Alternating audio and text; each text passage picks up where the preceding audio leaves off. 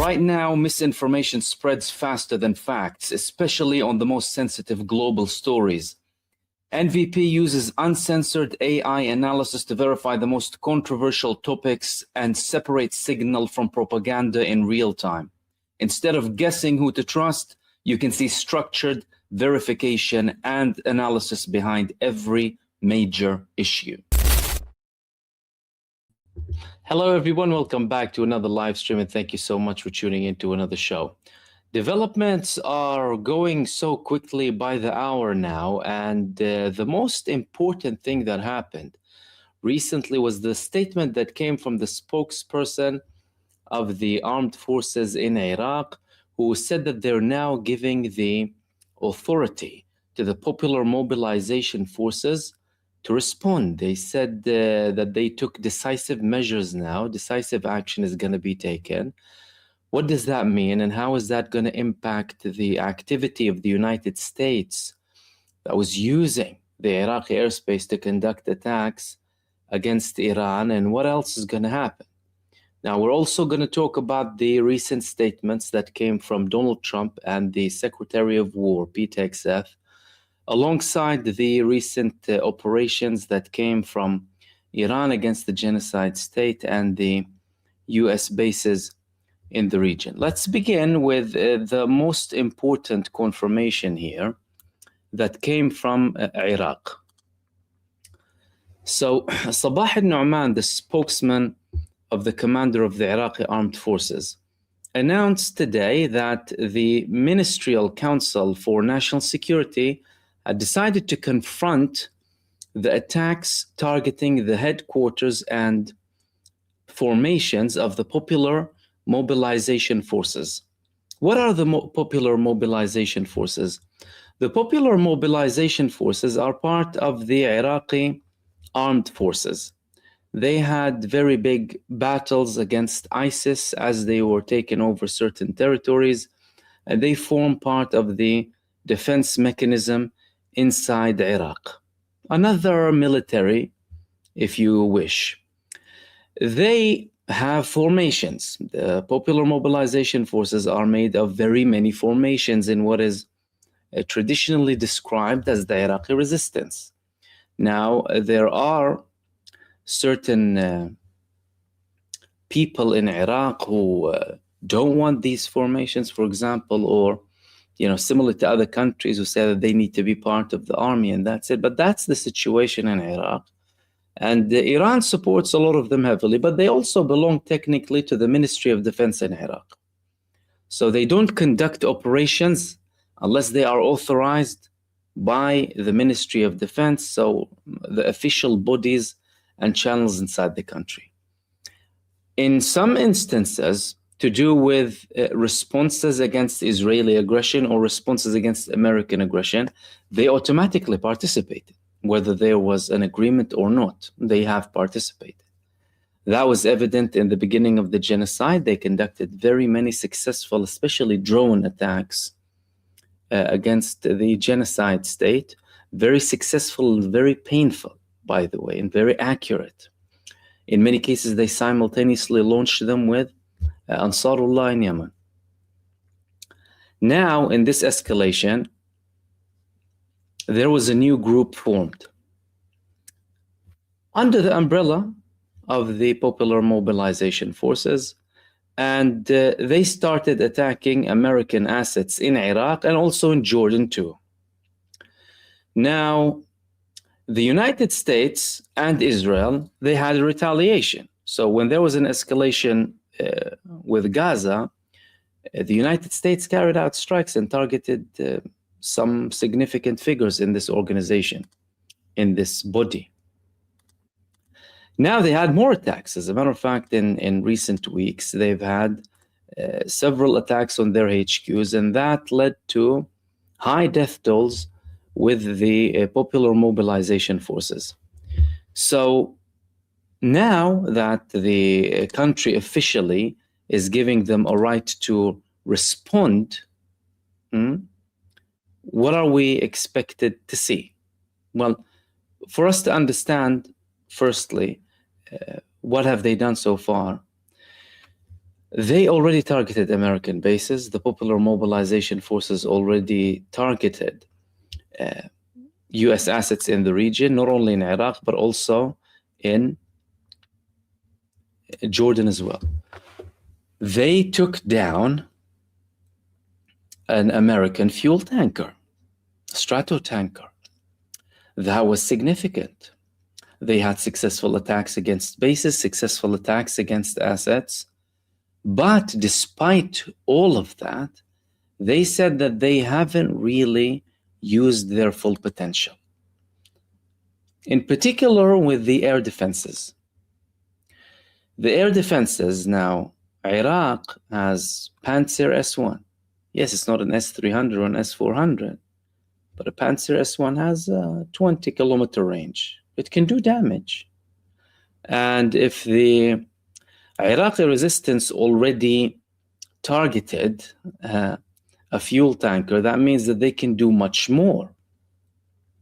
So what does that mean if they are going to be now given a free hand? Okay, well, we're talking about first and foremost a formation of 250,000 people approximately, according to some estimates. So 250,000 well-trained fighters, as in they have direct combat experience and they're very heavily armed. They have experience in ground combat, experience in the airfield. They have their air force, as in the air drones and missiles. And they have tanks. So they're very well equipped. What can they do? Well, if the country now officially is giving them a free hand to defend, that means, in essence, they wouldn't have an objection coming from the central government. So we don't have a situation where anyone can, argue about a mandate or not. This will be the point of referral. The point of referral will be the spokesman of the commander of the armed forces said that we have decided to confront the attacks on the Popular Mobilization Forces headquarters. Who conducted the attacks against the mobilization forces? The United States, primarily. So in essence, what's happening? The Iraqi state is given the authority to one of the largest armed formations in the country to conduct attacks against the source of aggression coming against them. But that's, the thick line. It's open for interpretation at the end of the day. Now, so far, the United States withdrew in recent months from multiple bases. One of them was Ain al-Asad, the biggest base in Iraq. They still have presence in Victoria. They still have base in Baghdad, assets or presence in Baghdad. But we recently heard that the majority of the American forces that were present in Iraq went to Erbil, Iraqi Kurdistan, semi-autonomous, but belongs to Iraq ultimately. And the remaining small numbers of NATO forces who were there left. Spanish or any other, they left. And French, they left. France, even though they were attacked, by the way, they said, we don't have anything to do in that region, we're going to go out. As a matter of fact, the French defense minister recently said that the United States is putting them in a lot of trouble. All right. What can that do? How can that impact the operations on the ground? The first thing that'll have an impact on is the freedom of airspace movement of Israel and the United States. Israel, before it arrives, it goes through the Jordanian-Syrian borders, through the northern part of Iraq, and sometimes other parts inside the country. The United States will go through from Saudi Arabia over the Iraqi airspace and go and attack Iran. Likewise with the close regional countries too. That means the United States had free airspace maneuverability. This will be changing the equation. Therefore, the United States now will be risking a significant number of its air force flying from Saudi Arabia to Iran. Yes, they still have bases in Saudi Arabia. They still use them against Iran. As a matter of fact, Saudi Arabia recently allowed them to use more of their bases in the country to conduct attacks against Iran. If Iraq now is in a position officially allowing the Popular Mobilization Forces to respond to any aggression or source of aggression, that means that, number one, the United States forces will have more trouble flying over Saudi Arabia, because although we know they have the Panzer I, we don't know what else they have. They took down a Stratotanker. If they have more arms from Iran, we don't know what they're capable of. So it's going to be a very dangerous story here. Why? Because Iran just recently hit an F-35. For the first time in history, an F-35 is hit by an air defense system. Then F-15s and F-16s have been hit. Of course, the American side claims that they're, friendly fire and Patriots and what have you. We can't really confirm that that's true. And, well, the United States would want to sugarcoat things.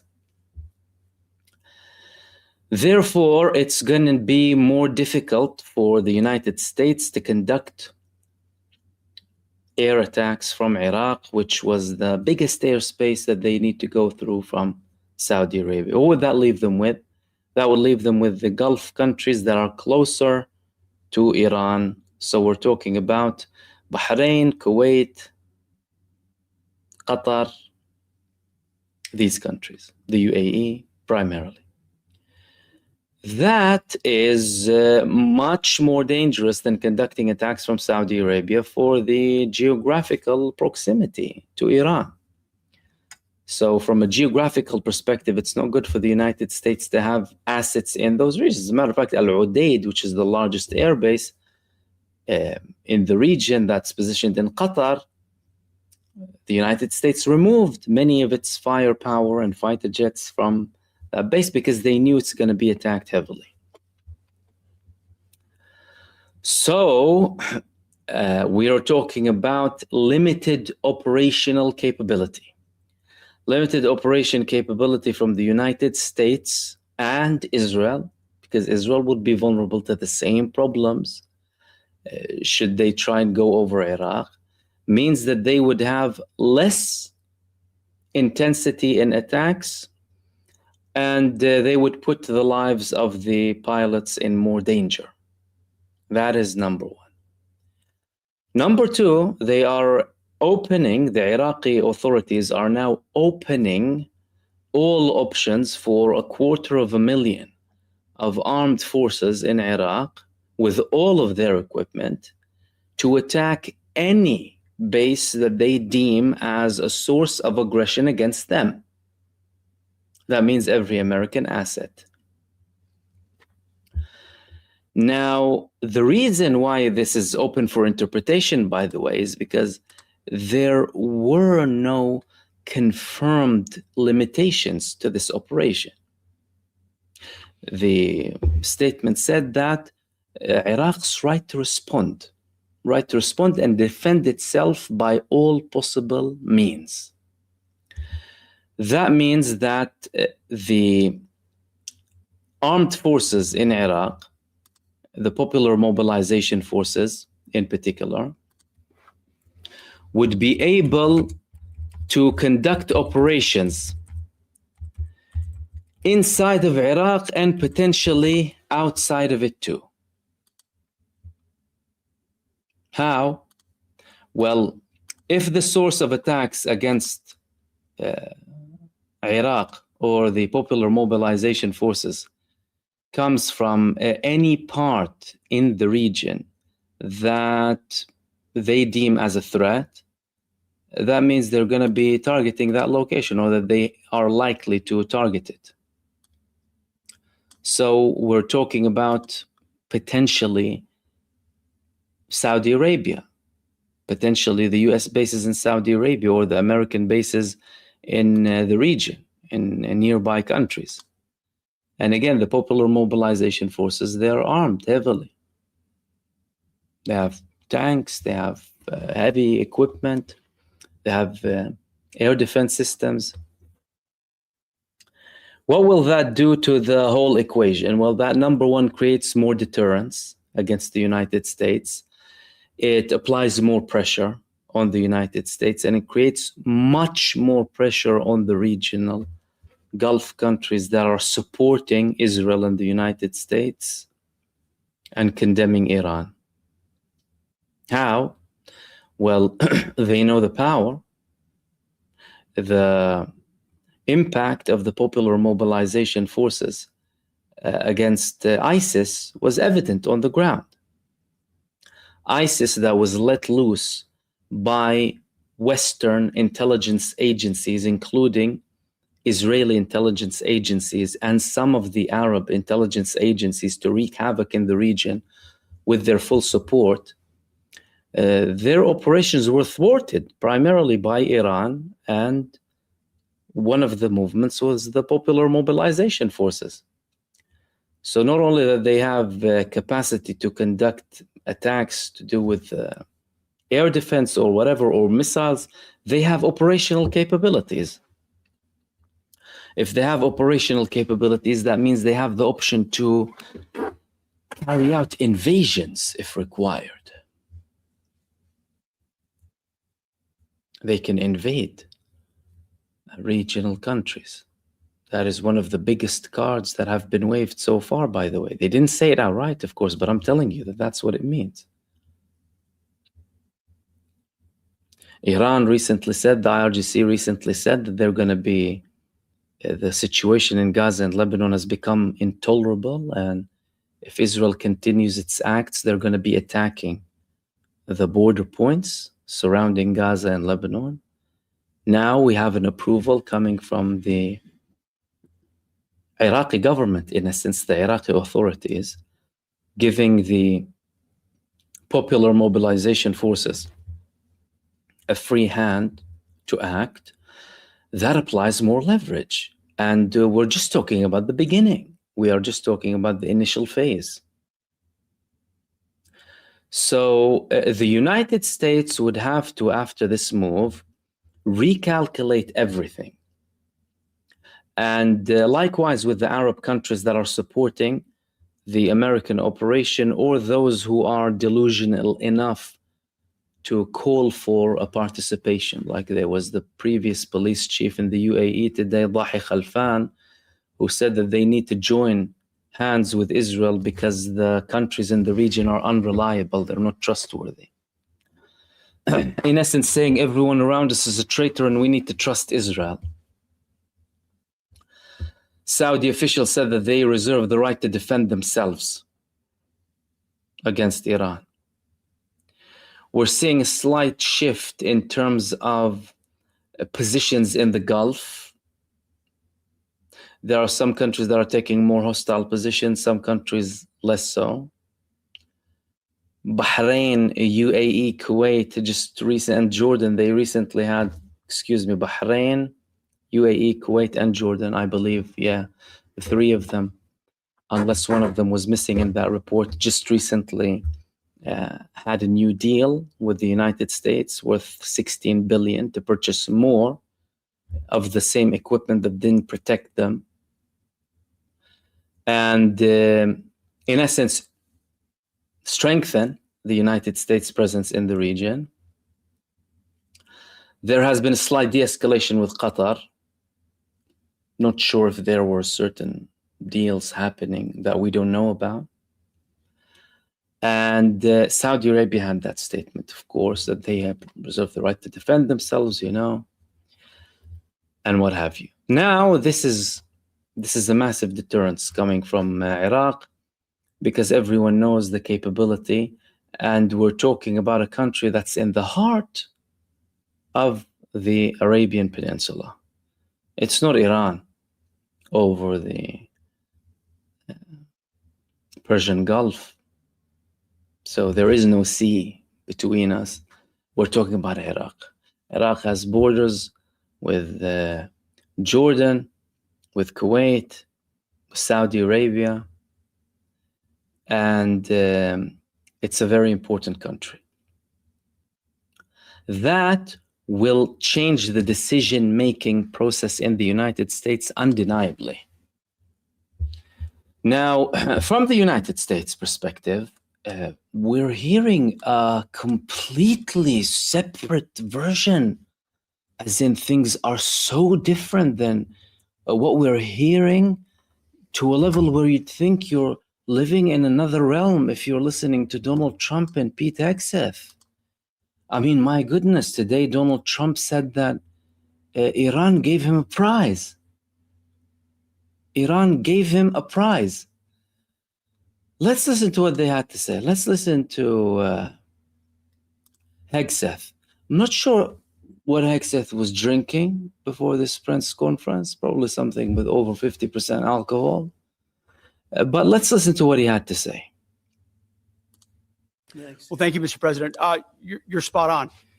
Never in history has a modern military, Iran had a modern military, a modern Navy, a modern Air Force, modern air defenses, leadership, massive bunker. Never has a modern military been so rapidly and historically obliterated, defeated from day one with overwhelming firepower. The air campaign that we've conducted, that Israel's conducted alongside us, was one for the history books, truly. And it's because we have a president of the United States that when he sends his warfighters out to fight, he unties their hands to actually go out and close with and destroy the enemy as viciously as possible from moment one. And that's why we see ourselves as part of this negotiation as well. We negotiate with bombs. You have a choice as we loiter over the top of Tehran, as the president talked about your future.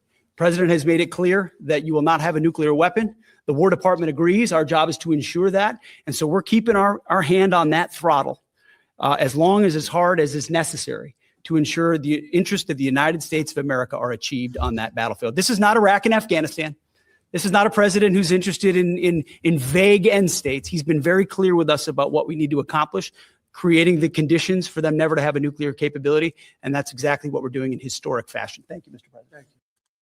Sniff a little coke, take a little hit, smoke a little weed, drink a little bit. Huh? What is he on? They destroyed Iran's army. I mean, if you listen to him, you think, whoa, all right. Okay, it didn't end there. Things were worse with Trump. Firstly, they have the me and the Ayatollah story. Let's listen to what he had to say now. What makes you trust them? I don't trust anybody. I don't trust you. I mean, that's only because I know you.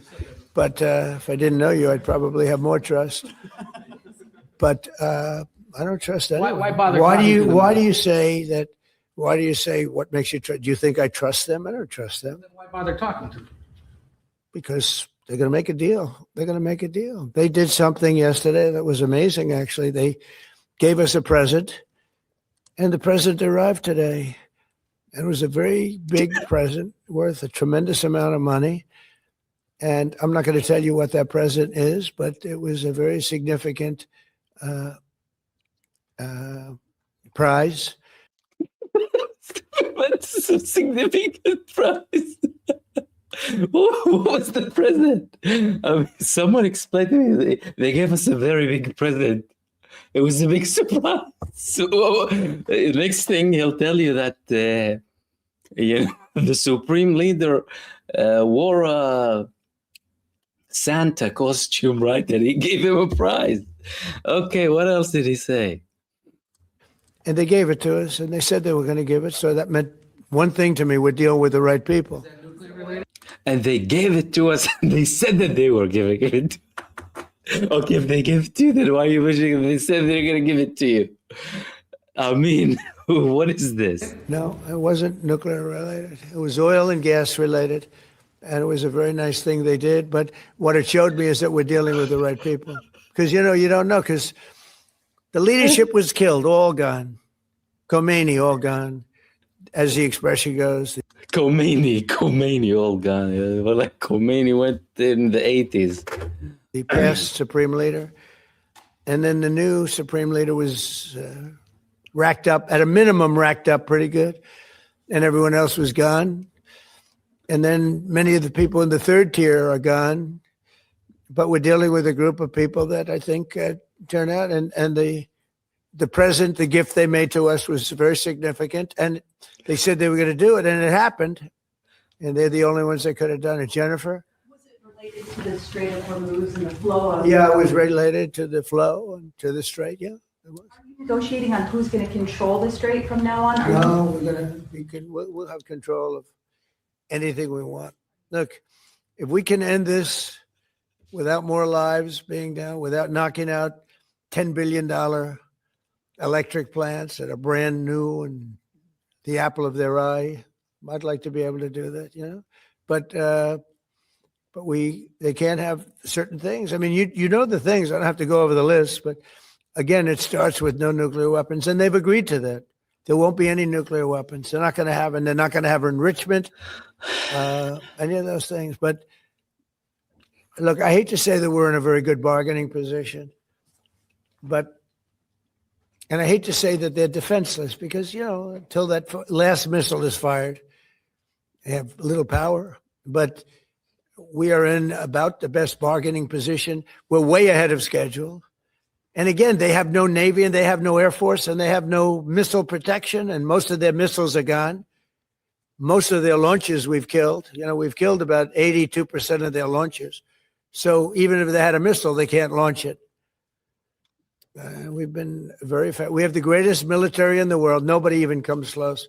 We have the best military equipment in the world. I mean, where do we begin, really? Where do I begin with all of this circus? I'm not sure if he's on something else here with Pete Hegseth. And I mean, it wasn't all. Okay, it wasn't all. He made another reference to Pete Hegseth and what he said. Just a second. He made a reference to MBS, and he made a reference to Pete Hegseth. Okay, we're gonna have to listen to all of them. So we didn't just have a president; we had everything else, and that the war has been. Well, okay, listen to this. Listen to this.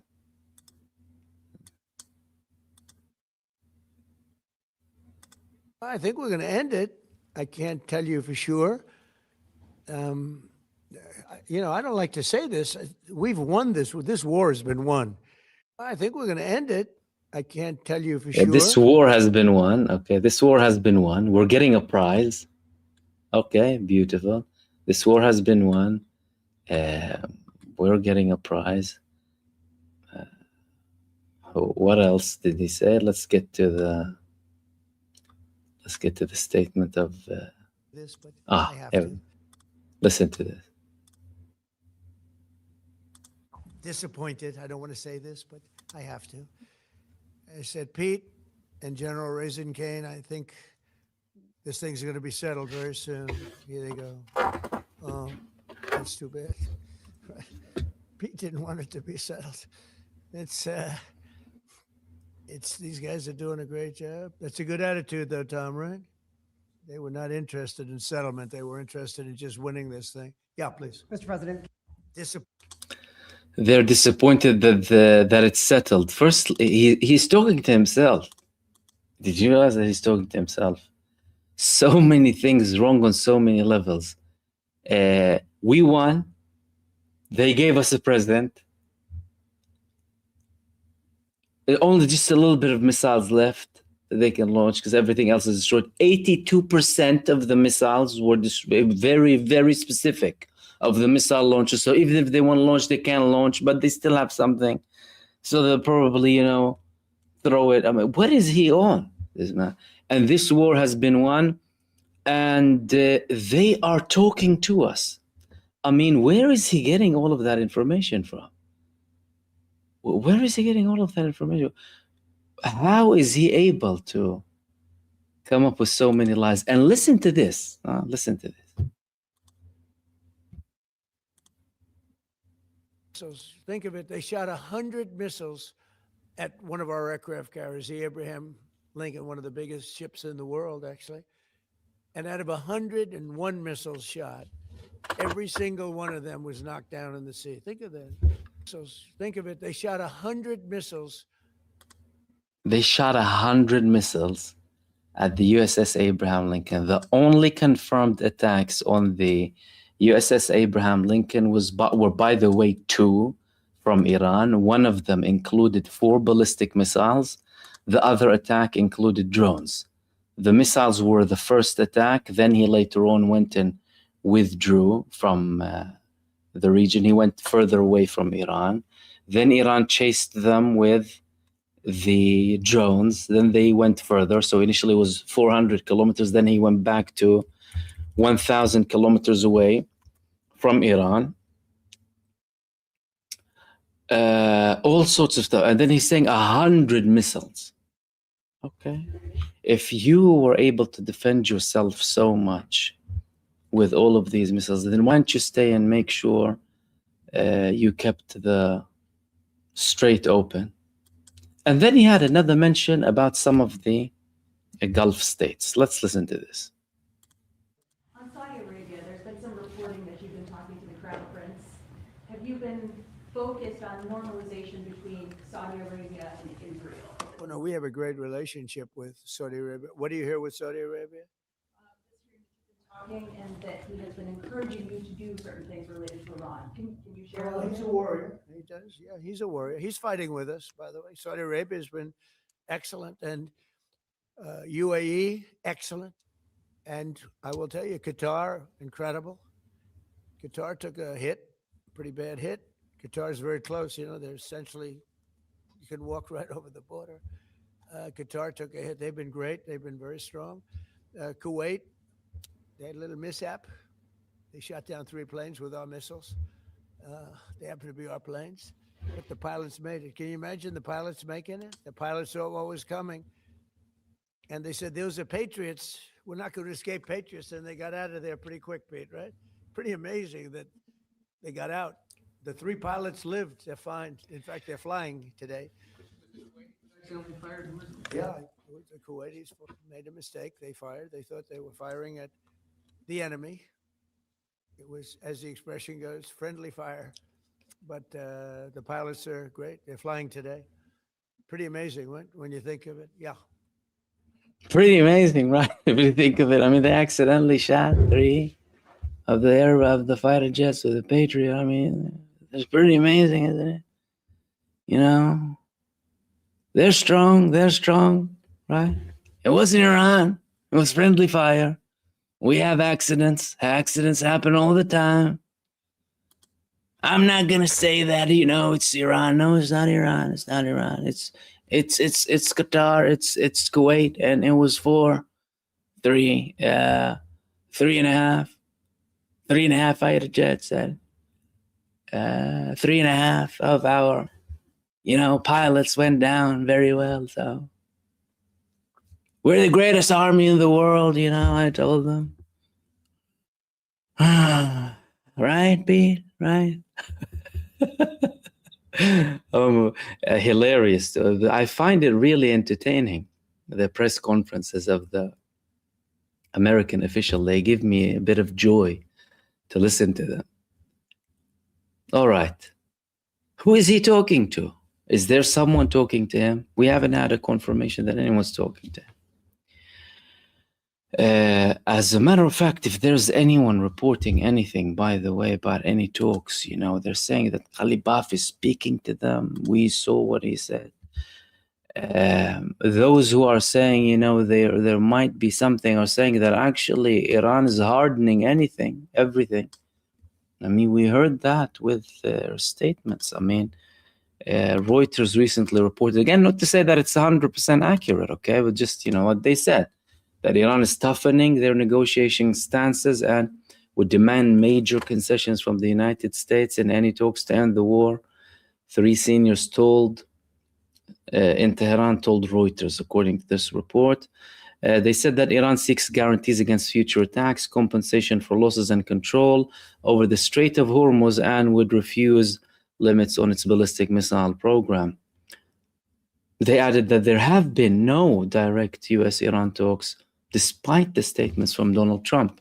Now, if we look at this report, regardless of the accuracy of it, and compare it to the first public announcement or statement speech to the people of the new supreme leader, Mujtaba Khamenei, he mentioned these things. He mentioned similar things. Not a ceasefire, a complete ending of any aggression with very solid guarantees. I'm not sure how they'd be able to do that.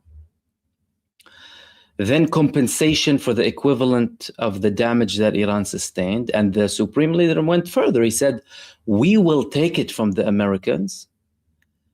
And if we are not able to take it, we will inflict as much damage to reflect the total losses that we have. Now, you might say, well, why did the United States lift the sanctions? Now, is there a deal cooking and brewing behind closed doors? We don't know. A lot of things happen behind closed doors in these meetings. We don't get all of the information. And some of these moves might be prerequisites, by the way, because Iran is indeed in a much stronger position. Iran has full authority over the strait, as they are entitled to. Iran is making revenue. They're going to make revenue from all of the lifted sanctions now from the United States, 140 million barrels in the oceans. And they're probably going to have a toll on the Strait of Hormuz. Because even though they were under sanctions, it was going for free. They weren't harming anyone. Shows you just how Iran is as a country. They could have done this way back to try and remove the sanctions. They didn't.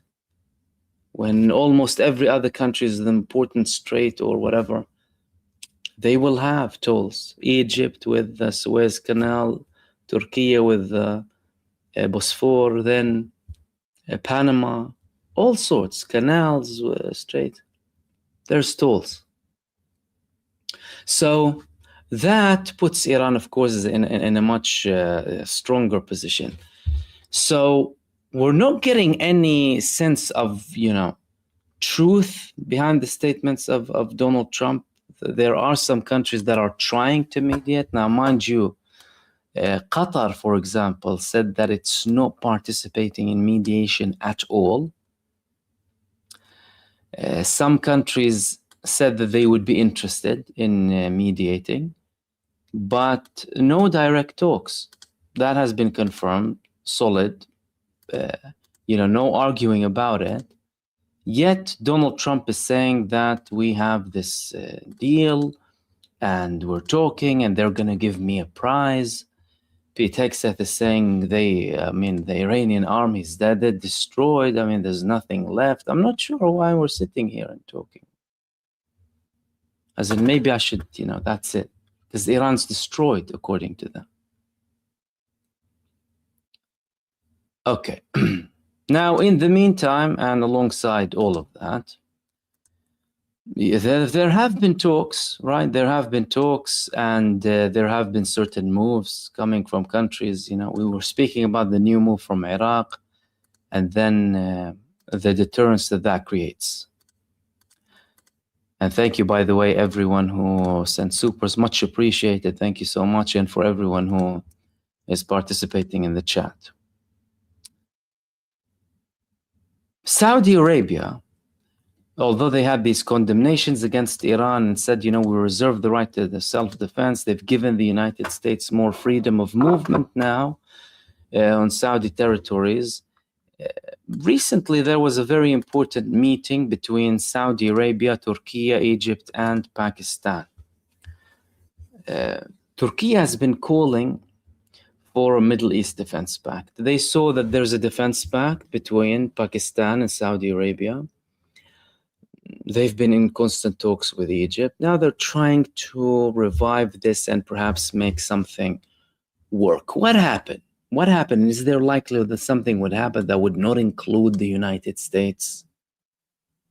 Because one thing's for sure, all of these countries are tied with the United States. Turkey is a NATO member. Can they do something externally? So they met in Riyadh on Thursday, on the sidelines of that summit. And Turkey, according to this report, is trying to bring Egypt into an arrangement. Nothing that would be exactly mirroring the guarantees of NATO, but would instead serve as a security platform to enable greater cooperation in the defense industry and broader defense matters. Now, they're probably saying that so that they don't attract any initial hostility or, attempts to try and thwart this. We are exploring how, as countries with a certain degree of influence in the region, we can combine our strength to resolve problems.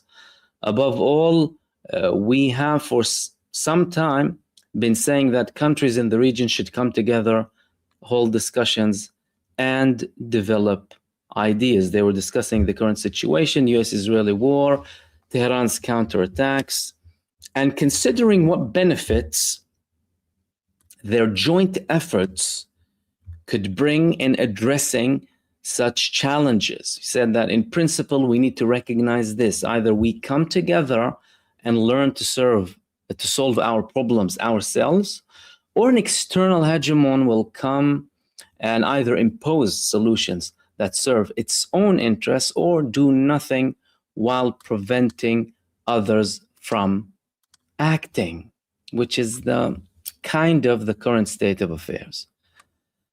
While Ankara has repeatedly described Israel as the primary instigator of the war with Iran, a joint statement by the participating countries in Riyadh on Thursday strongly criticized Tehran, as usual, referring to its expansionist policy in Lebanon too.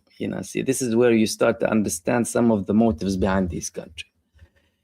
Calling country expansionist when Saudi Arabia actually literally abducted the previous prime minister of Lebanon and put him in house arrest in Saudi Arabia. And he went out only after mediation, including from the French. Saudi money in Lebanon all across, let alone the American embassy.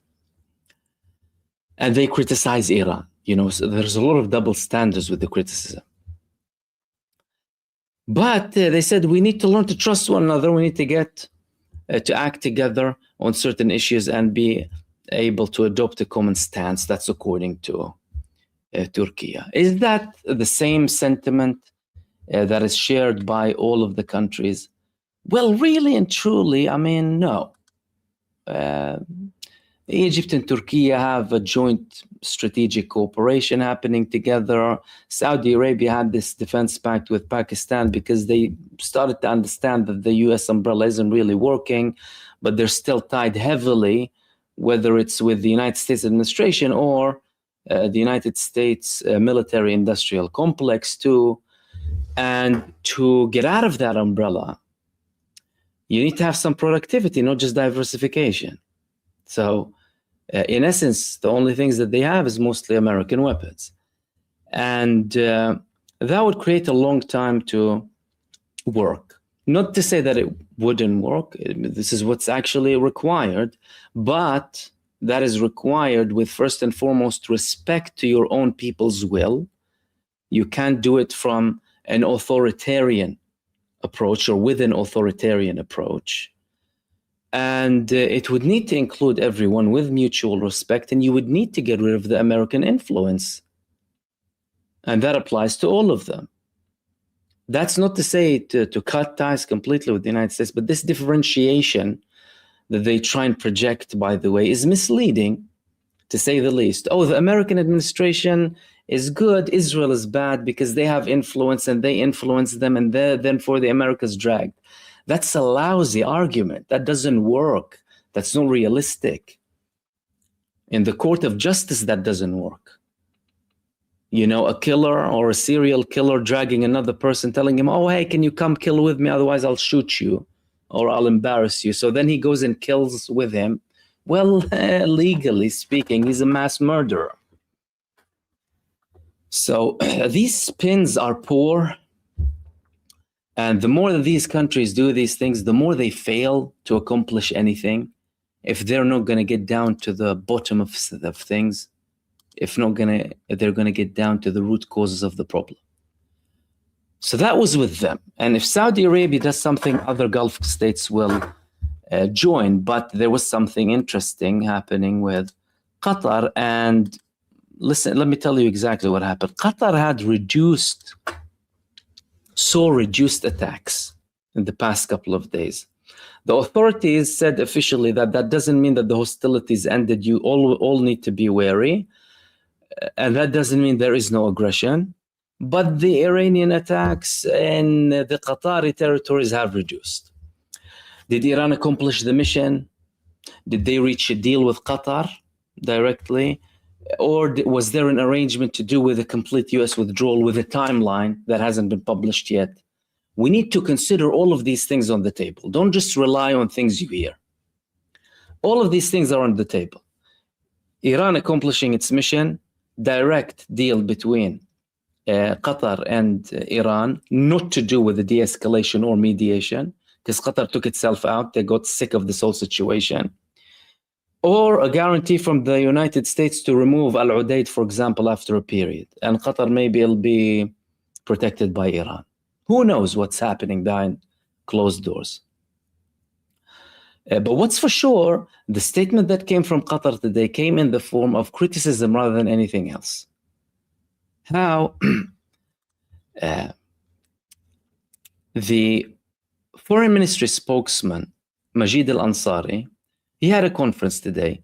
He said that the war breaks the regional security system in the Gulf. This system is broken. He explained that the most important outcome of this war is the shattering of the concept of the regional security system in the Gulf region, noting that the Gulf states, which work closely and parallel to ensure their security, need to reassess after this war what the common regional security system means. We support all diplomatic efforts in that regard, whether through official or unofficial channels or communications. I want to emphasize here that there is currently no direct Qatari effort to mediate between the two sides. We are not involved in the talks between Iran and America, and our focus now is entirely on protecting our country and defending our country and dealing with losses resulting from various attacks that Qatar has suffered.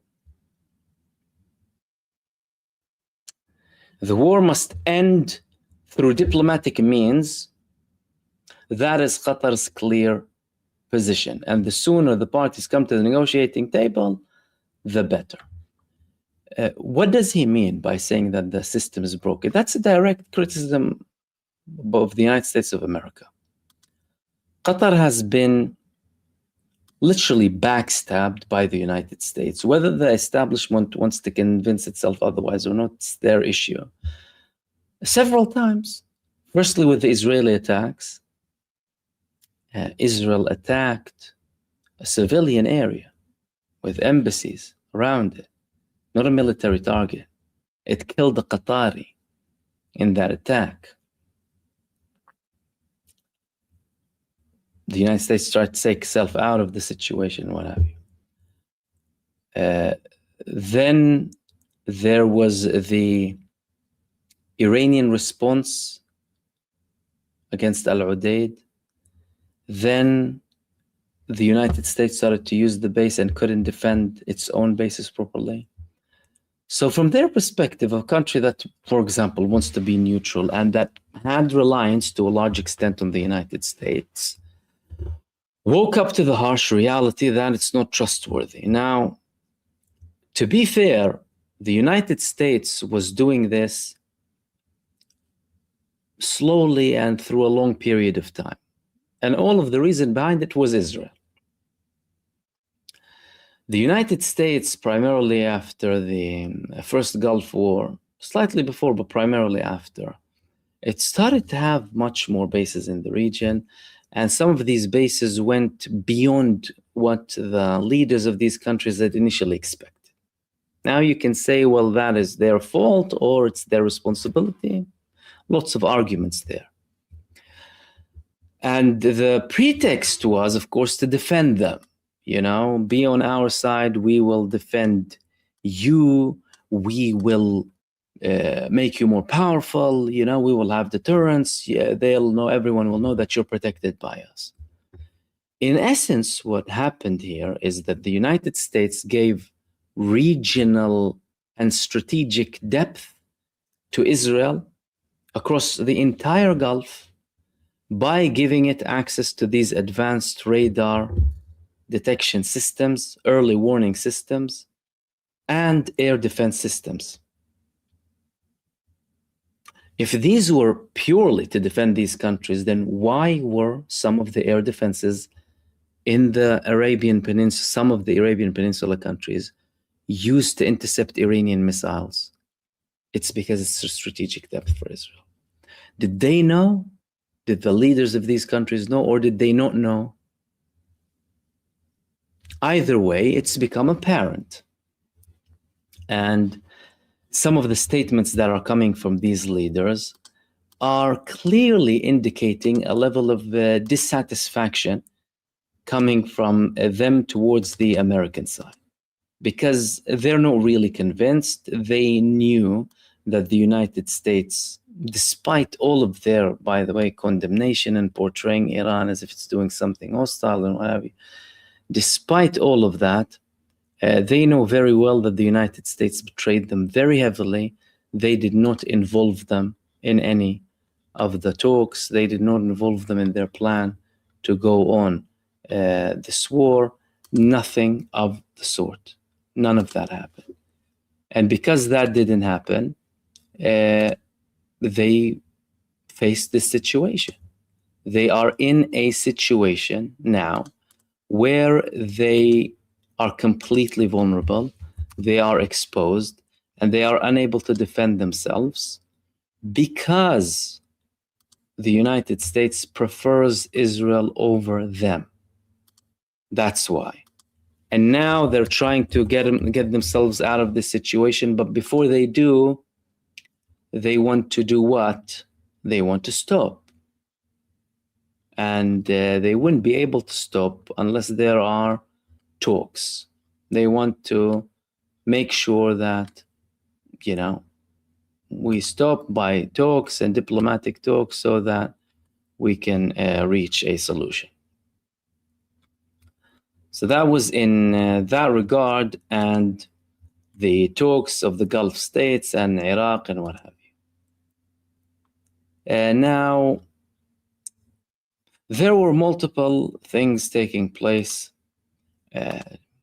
in the second half of the day, including multiple attacks coming from Iran, coming from the Lebanese resistance, and some of the escalations that are happening inside of the region.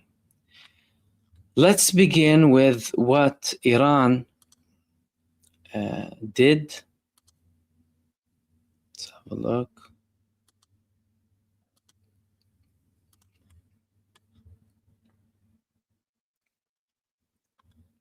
So there were some scenes of the damage of the attacks that took place earlier today. This was one of them. Let's have a look at this video.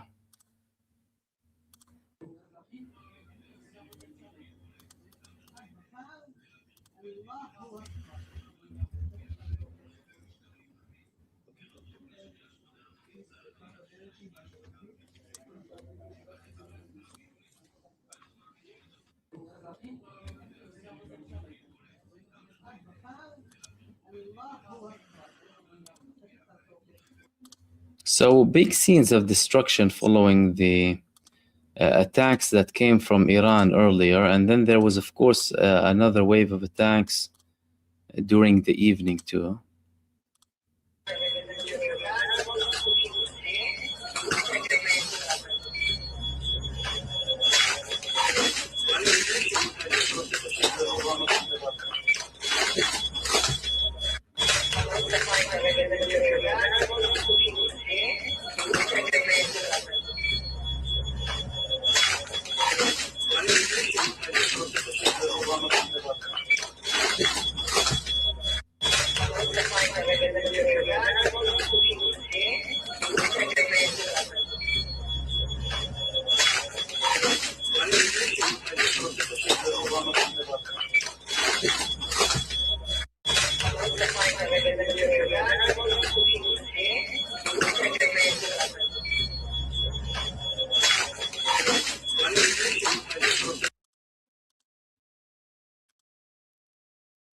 And then there was one of the landings recorded.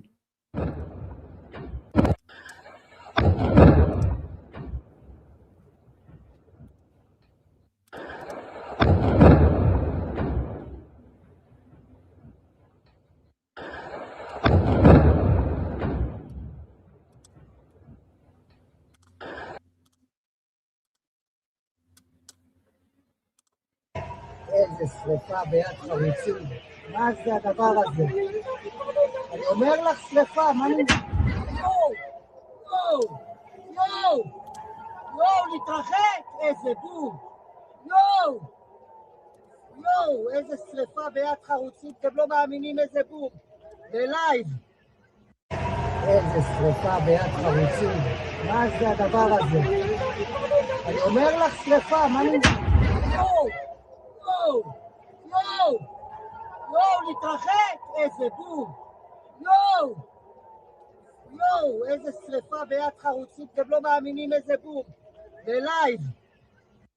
איזה שריפה ביד חרוצים. מה זה הדבר הזה?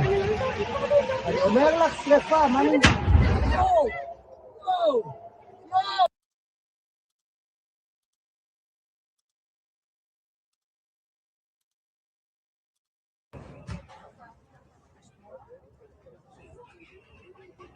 איציק, דבר רגע, מה אתה צריך?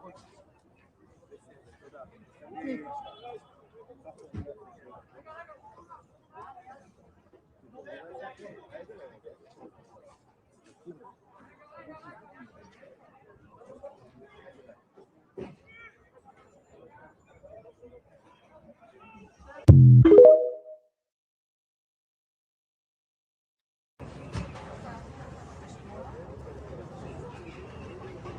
איציק, דבר רגע, מה אתה צריך? איציק.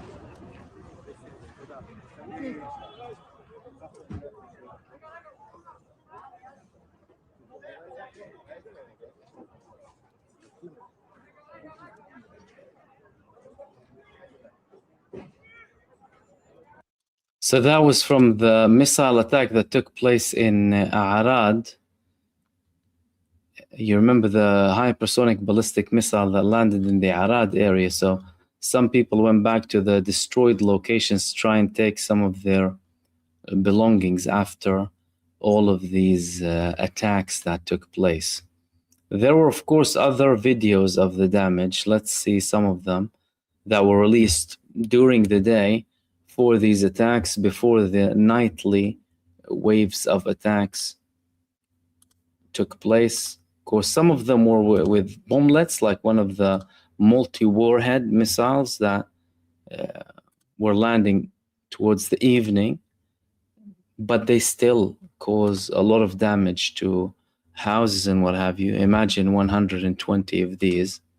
According to reports in Israel, Iran used a new missile today. We still need to get the verification from Iran. And they again used the similar multi-warheads that they landed in the last couple of days as well, without any interception. And by the way, in one of the videos that was published, they literally only had 10 seconds. The sirens went on for only 10 seconds. And the reason behind that is the fact that Israel no longer has that strategic depth and early warning systems.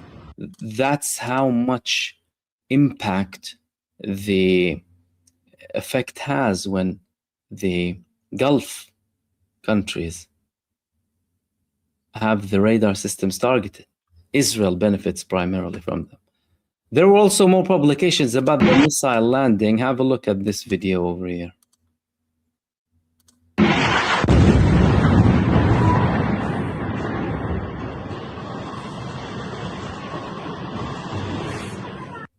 That is Tel Aviv, by the way.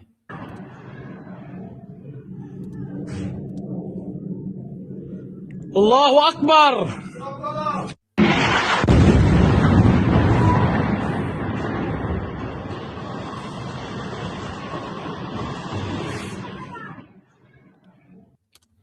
So that was the hypersonic that landed earlier on in the Tel Aviv area. And of course, I believe I shared this damage with you. I'll share it again if you haven't seen it.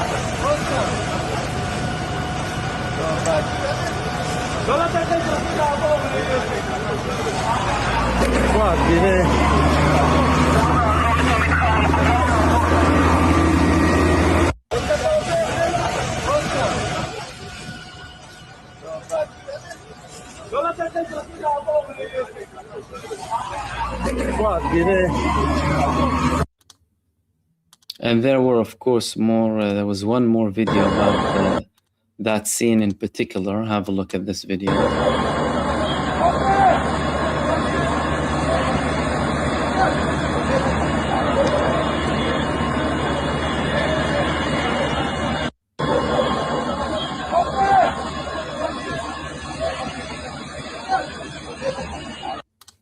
Substantial damage from these missiles that were that Israel was attacked in. There were multiple images of the nightly attacks, some of the damage that took place too.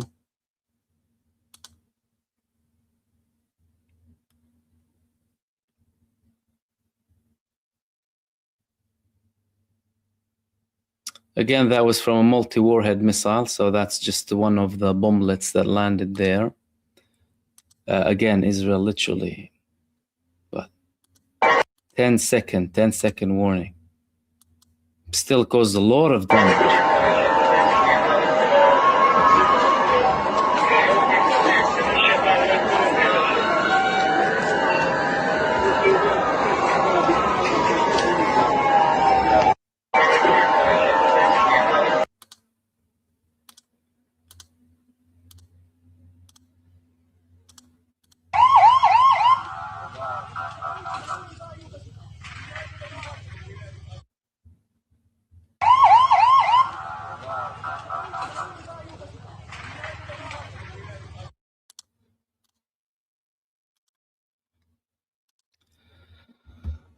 Yeah, a lot of destruction, a lot of damage from the missile attack that took place today, whether it's in the morning or in the evening. Significant destruction, very, very significant levels of destruction coming with these attacks. And we can see also here in this video.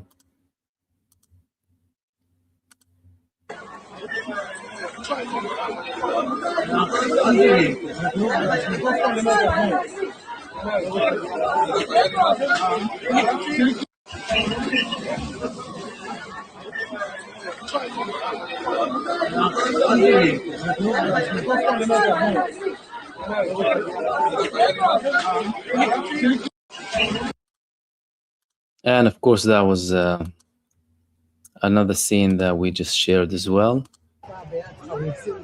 מה זה הדבר הזה? אני אומר לך שריפה, מה אני... יואו! יואו! יואו! יואו, להתרחק! איזה בום! יואו! יואו, איזה שריפה ביד חרוצים, אתם לא מאמינים איזה בום!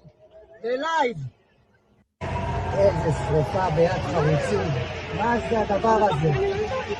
אני אומר לך שריפה, מה אני... יואו! יואו! יואו! Yeah, so one guy, one Israeli also posted an image of due to the explosion from Iran, Fattah was most likely, a crankshaft. If you're familiar with cars, one crankshaft exploded and went onto another car. And I thought that would be handy if you're like a mechanic or anything, just a free crankshaft sitting there. In case, you know, you want to do some mods to your car or something, I don't know, fit in new turbos or something. Anyway, a lot of destruction in the evening too. So yeah, I believe we shared some of these videos with you. Okay. So that was, of course, in relation to the attacks that are happening. We spoke about Donald Trump. We didn't speak about Erbil. Okay, Erbil, right? We began with Iraq. And I told you that the United States is primarily having most of its forces in Erbil now. now that the Iraqi government is officially giving, the Popular Mobilization Forces authority to go and attack, Iran is after them. Whether they are directly dealing with the American side or whatever it is, or the Mossad or whatever it is. And today they had what appears to be a targeted assassination. Have a look at this video.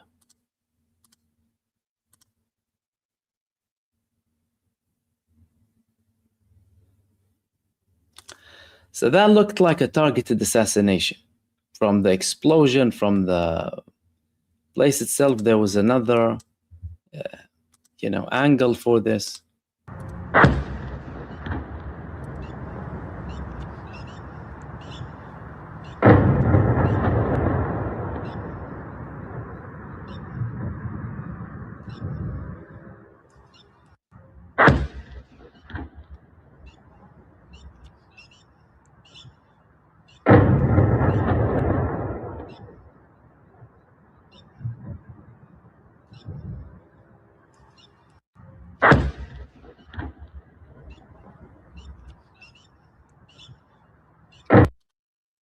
So that was, I think, in my opinion, that was a targeted assassination there, which again indicates that Iran has substantial levels of knowledge and intel about the operations that are being conducted against it or planned against it from the Erbil area, right? So all of these things are very important, because even though the United States is going to these regions to supposedly seek shelter or think that it's protected, that isn't looking like the case. And now the Iraqi resistance is also publishing more videos of themselves and their recent operations. This was one of their recent publications targeting 2 locations that belong to Iranian opposition movements in the Sulaimaniya area. Let's have a look at this video.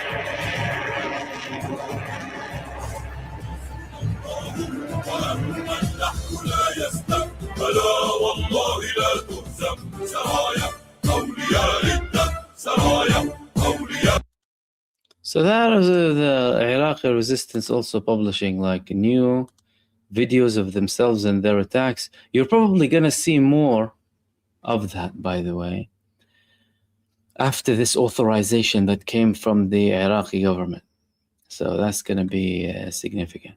In the meantime, the RGC Aerospace Force also published footage from one of their strategic underground cities marking the new year, Nowruz, with a display of high-intensity operational readiness, showing ballistic missiles and other type of stuff. Let's have a look. I mean, Trump and Hegseth said that they're destroyed. I mean, according to Trump, maybe Iran has a missile or 2 or 3, I don't know, We got rid of them, all of them. I mean, they still have like a couple of 82%. 82%. Pete, it's been great. He didn't want to stop, Pete. He didn't want to stop. I told him, Pete, You have to stop. You have to stop. We have to tell, yeah, they're going to give me a big prize.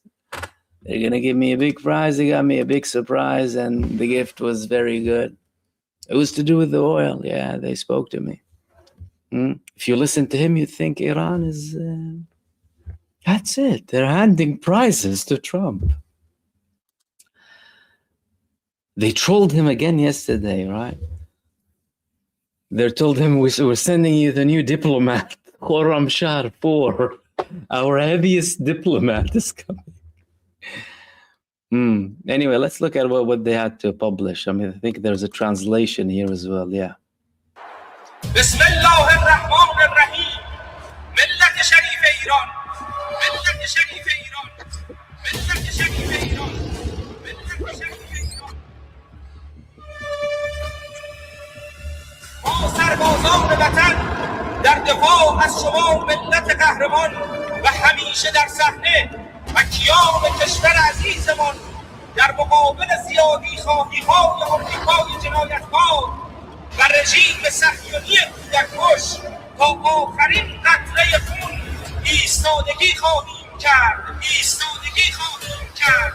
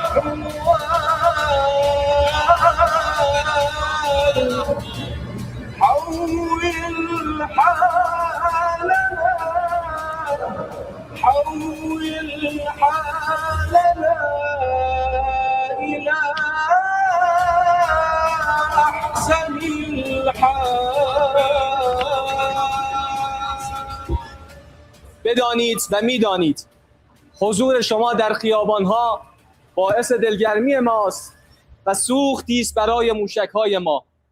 ان شاء الله تعطیلات و ایام خوبی پیش رو داشته باشید. و من النصر الا من عند الله العزیز الحکیم. Yeah, I mean, I think they have a few missiles left. I think they have a couple left. That Khaybar one in the end, I mean, that's some serious stuff. So I think they have quite a few missiles left, I believe. I mean, they're showing us the missiles. I mean, they're launching them too. Unless they're joking, right? It's all a joke. It's all theater, right? Some people tell you, oh, it's all theater. It's all theater, you know, and nothing is serious. And they'll listen to Trump saying, you know, we got rid of it and that's it. And Pete Hegseth on a nice combo of cocktails there, right? They were destroyed. You know what I mean? Yeah. We have the best army in the world. Yeah. And he thinks some people will believe it. Dude, I believe what I see. And what we're seeing is not really going in your favor. That's not what we're seeing. Okay. So, I think let's conclude. I believe we need a conclusion now. And that conclusion is as follows. The American president is talking about a prize.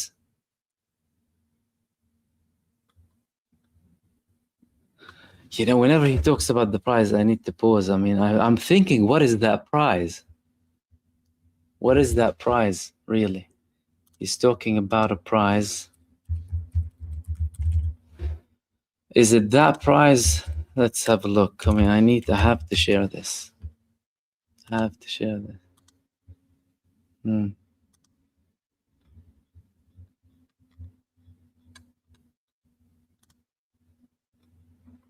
Yeah, that's the prize. Right?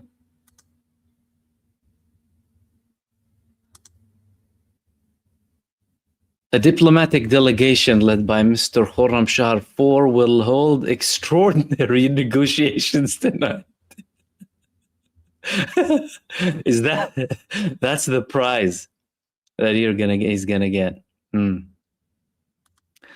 So yeah, I mean, I'm not sure what he's talking about there, but what's for sure here is that the American president is trying to, clearly by the things that he's saying, is trying to portray an image of victory, and he's trying to perhaps get this over and done with and come to a conclusion, come to a halt, end it. But they're really stuck in a position where the demands of Iran are understandably high because they have the upper hand. They are the ones that are continuing to attack. The United States, its soldiers are running away, you know, sabotage on the aircraft carriers and what have you. The statements, we won, we obliterated them, we destroyed them, are all intended to be a pretext for actually ending the hostilities with Iran. But there's a slight gap. You know, Netanyahu, although he said that the agreement that Trump told him about preserves Israel's national interests, he still said that we're going to continue attacking, which indicates that there's some gap here between him and Donald Trump. In addition to all of this, he's a hyper-pathological liar. I mean, what are you going to believe, really? Are you going to believe him, or are you going to believe the truthful Iranians? I mean, this whole operation is called True Promise. I mean, I believe them, trust me. Al-Wa'd al-Sadiq, 4 as well, you know. They delivered 3 true promises before. I believe the 4th, trust me. I believe the 4th very much. I believe what I'm saying. And Iran, perhaps they still haven't really pushed for all of the things that they want to do so far. There's still a lot that they can do. But the fact that the supreme leader, the fact that the president, the fact that the foreign minister all stated certain things as base demands, like no ceasefire, total end of aggression with thorough guarantees of no further aggression, that's going to be super problematic, primarily for Israel, that started all of this, by the way. Yes, the United States is at the same level of criminality and everything with Israel, but it was motivated undeniably by Israel. Is Israel going to be satisfied with that? Or are they going to have to, and then we're just in a decline? Because really and truly, their strategic depth is gone. Iran would be very right and must insist on no American assets being in the region. And by the way, hence why some of the Arab Gulf states are talking, because they know that Iran is serious and they know that the United States failed them miserably for the sake of a genocidal maniac. And Trump, at the end of the day, well, both him and Netanyahu, they can package an exit any way they like. However, one of the most important things, by the way, in all of this is to not believe the hype around it.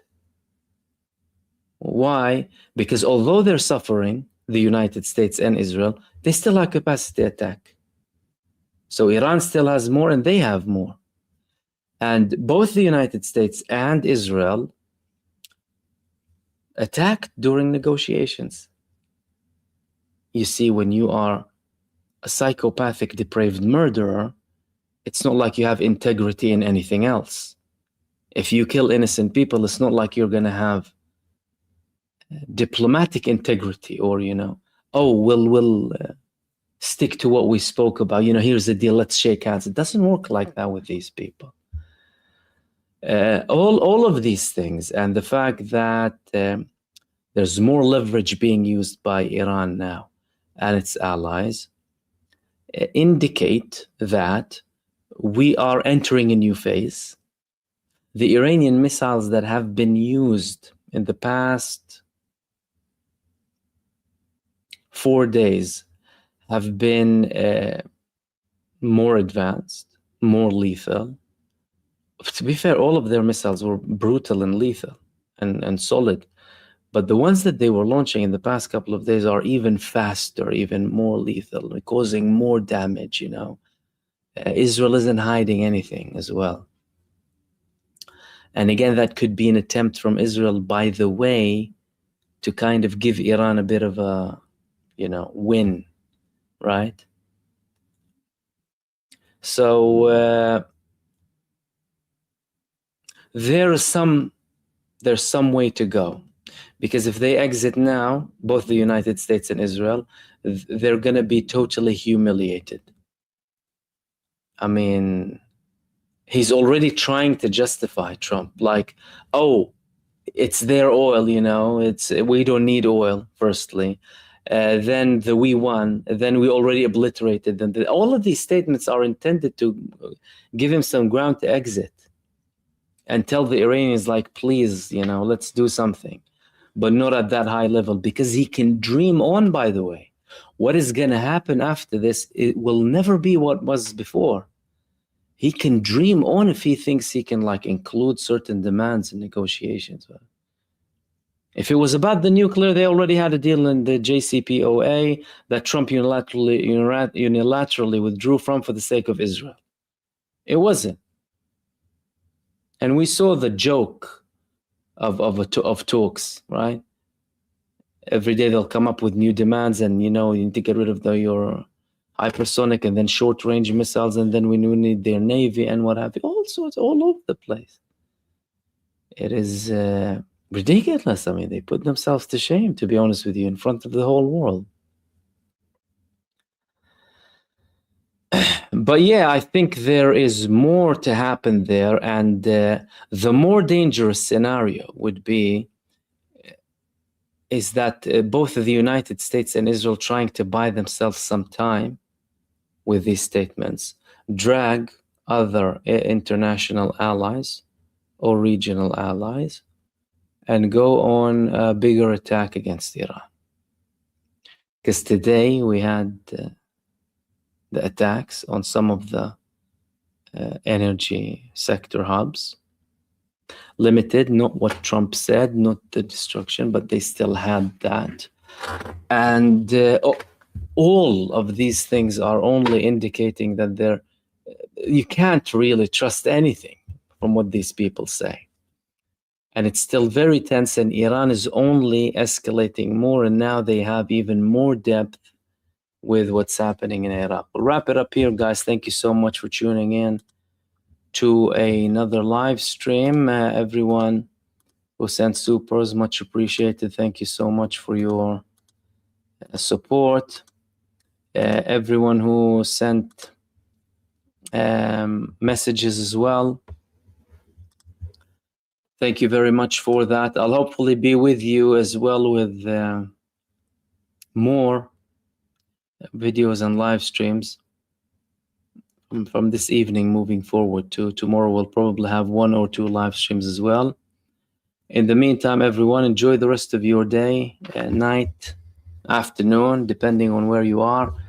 Stay blessed, take care, and I will see you soon in the next video. Peace, everyone. Salam. Right now, misinformation spreads faster than facts, especially on the most sensitive global stories. NVP uses uncensored AI analysis to verify the most controversial topics and separate signal from propaganda in real time. Instead of guessing who to trust, you can see structured verification and analysis behind every major issue.